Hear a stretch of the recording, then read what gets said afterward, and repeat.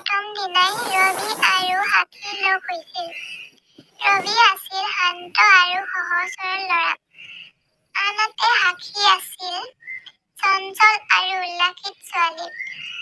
প্ৰথম অৱস্থাত দুয়োৰে মাজত বিশেষ কথা বতৰা হোৱা নাছিল যদিও এদিন সাক্ষীৰ কিতাপ পুথিভঁৰালত পঢ়ি ৰবিয়ে তাইক সহায় কৰিছিল।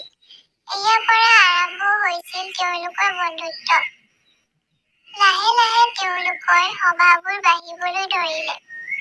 ক্লাছ শেষ হোৱাৰ পিছত দুয়োয়ে একেলগে বহি ঘণ্টাৰ পিছত ঘণ্টা কথা পাতিছিল, চাহ খাই।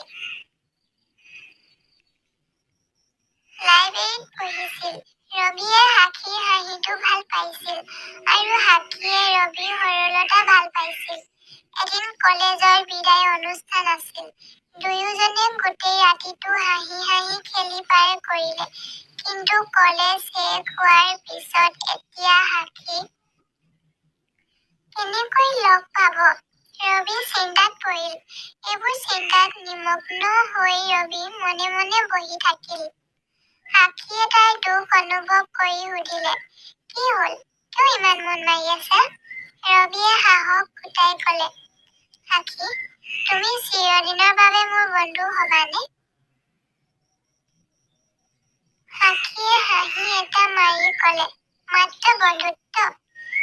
মই তোমাক মোৰ জীৱনৰ অংশ কৰি তুলিব বিচাৰো। ৰবিয়ে থতমত খাই তাইৰ ফালে চালে। সাক্ষীৰ চকুত ৰবিয়ে অনুভৱ কৰা সেই মৰমটোকে প্ৰতিফলিত কৰিলে। দুয়োজনে ইজনৰ সিজনৰ হাতত ধৰি চন্দ্ৰৰ পোহৰত প্ৰতিশ্ৰুতি দিলে যে সদায় ইজনে সিজনৰ লগত থাকিব। সময় পাৰ হৈ গ'ল। কলেজ শেষ হ'ল। কিন্তু তেওঁলোকৰ প্ৰেম আৰু গভীৰ হৈ পৰিল। তেওঁলোকে নিজৰ কেৰিয়াৰ গঢ়ি তুলিছিল। আৰু তাৰ পিছত এটি সুন্দৰ সন্ধিয়াত ৰবিয়ে সাক্ষীক প্ৰেমৰ প্ৰস্তাৱ দিছিল। সাক্ষীৰ চকুত চকুলো টুকিছিল যদিও এইবোৰ আছিল আনন্দৰ চকুলো। সি আনন্দত হয় বুলি ক'লে। কেইবছৰমানৰ পাছত তেওঁলোকৰ কাহিনী আৰম্ভ হোৱা কলেজৰ চৌহদটোৱে তেওঁলোকৰ বিবাহৰ সাক্ষী হৈছিল। তেওঁলোকৰ প্ৰেম এটা প্ৰকৃত সম্পৰ্কৰ নিদৰ্শন হৈ পৰিছিল, যিটো সময়ৰ লগে লগে অধিক শক্তিশালী হৈ উঠিছিল।